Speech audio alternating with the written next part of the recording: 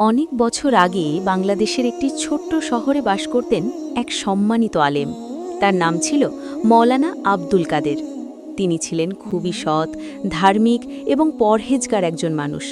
শহরের সবাই তাকে খুব সম্মান করত। প্রতিদিন ভোরে তিনি মসজিদে ফজরের নামাজ পড়াতেন। তারপর মসজিদে বসে মানুষকে কোরআন ও হাদিসের শিক্ষা দিতেন। শহরের মানুষ যখন কোনো সমস্যায় পড়ত, তারা মৌলানা আব্দুল কাদেরের কাছেই আসত। তিনি সবার কথা মন দিয়ে শুনতেন এবং সঠিক পরামর্শ দিতেন। কিন্তু এই শহরের এক কোণে বাস করত এক নারী, যাকে সবাই ঘৃণা করত। তার নাম ছিল সালমা। সালমা ছিল খুব সুন্দরী, কিন্তু তার জীবন ছিল খুবই কষ্টের। ছোটবেলায় তার বাবা মারা গিয়েছিল, মা ছিল অসুস্থ। দারিদ্র্যের কারণে একসময় তাকে এমন একটি পথে যেতে হয়েছিল যে পথ সমাজে খুবই ঘৃণিত। সালমা দেহ ব্যবসা করত। এই কারণে শহরের মানুষ তাকে খুব খারাপ চোখে দেখত। কেউ তার সাথে কথা বলতো না। রাস্তা দিয়ে গেলে মানুষ তাকে দেখে মুখ ফিরিয়ে নিত, কিন্তু কেউ কখনো তার জীবনের কষ্টটা বুঝতে চেষ্টা করেনি। একদিন গভীর রাতে মাওলানা আব্দুল কাদের মসজিদ থেকে বাড়ি ফিরছিলেন। চারদিকে তখন নীরবতা, আকাশে অল্প চাঁদের আলো। রাস্তার পাশে একটি গাছের নিচে তিনি দেখলেন এক নারী বসে কাঁদছে। তিনি একটু কাছে গিয়ে দেখলেন সে সালমা। মাওলানা কিছুক্ষণ দাঁড়িয়ে রইলেন, তারপর ধীরে ধীরে এগিয়ে গিয়ে বললেন, বোন, আপনি কেন কাঁদছেন? সালমা হঠাৎ ভয় পেয়ে গেল, কারণ সে ভাবেনি একজন হুজুর তার সাথে কথা বলবেন। সে মাথা নিচু করে বলল, হুজুর, আপনি আমার কাছে আসবেন না, আমি খুব খারাপ মানুষ। মাওলানা শান্ত কণ্ঠে বললেন, মানুষ খারাপ হতে পারে, কিন্তু আল্লাহর রহমত কখনো বন্ধ হয় না। এই কথা শুনে সালমার চোখ দিয়ে আরও বেশি পানি পড়তে লাগল। সে কাঁদতে কাঁদতে বলল, হুজুর, আমি এই কাজ করতে চাইনি, দারিদ্র্য আমাকে এই পথে নামিয়েছে। মাওলানা চুপ করে তার কথা শুনলেন।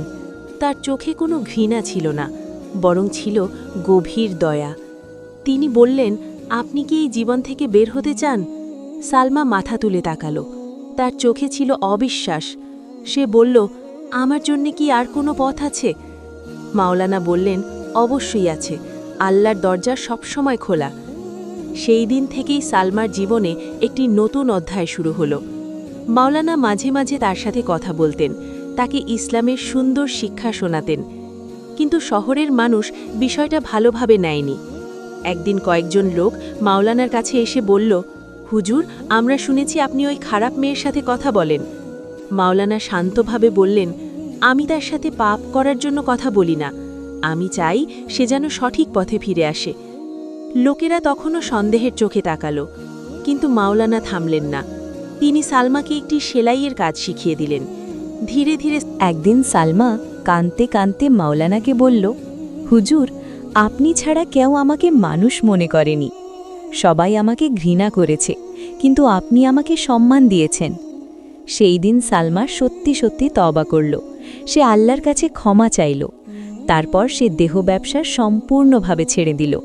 কিন্তু মানুষের মন এত সহজে বদলায় না।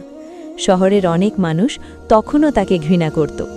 একদিন বাজারে এক মহিলা তাকে অপমান করে বলল, তুই তো খারাপ মেয়ে, তোর কোনো সম্মান নেই। সালমা কষ্ট পেল, কিন্তু সে কিছু বলল না। সেই রাতে সে মাওলানার কাছে গিয়ে কাঁদতে লাগল। মাওলানা তাকে বললেন, মানুষ অতীত দেখে বিচার করে, কিন্তু আল্লাহ বর্তমান দেখে বিচার করেন। এই কথা শুনে সালমার মন শক্ত হল। সে আরও বেশি করে নামাজ পড়তে শুরু করল। গরিব মানুষদের সাহায্য করত। কয়েক বছর কেটে গেল।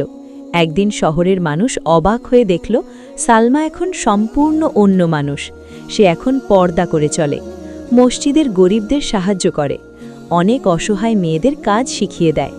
একদিন এক লোক মাওলানাকে জিজ্ঞেস করল, হুজুর, আপনি কিভাবে তাকে এত বদলে দিলেন? মাওলানা মৃদু হাসলেন, তারপর বললেন, আমি তাকে বদলাইনি, আল্লাহ তাকে বদলে দিয়েছেন। আমি শুধু তাকে মনে করিয়ে দিয়েছি যে আল্লাহর দরজা সব সময় খোলা।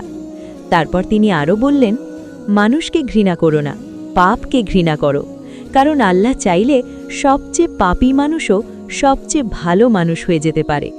সেই দিন শহরের মানুষ একটি বড় শিক্ষা পেল। তারা বুঝতে পারল, কাউকে তার অতীত দিয়ে বিচার করা ঠিক নয়, কারণ আল্লাহ যার হেদায়েত দেন তাকে কেউ পথভ্রষ্ট করতে পারে না। আর সেই দিন থেকে সালমা আর সমাজের ঘৃণিত নারী ছিল না, সে হয়ে উঠেছিল একজন সম্মানিত নারী। আর মানুষ যখন তার পরিবর্তনের গল্প শুনত, তারা অবাক হয়ে বলতো, আল্লাহ সত্যিই মহান, কারণ তিনি চান তো একটি অন্ধকার জীবনকেও আলোতে ভরিয়ে দিতে পারেন।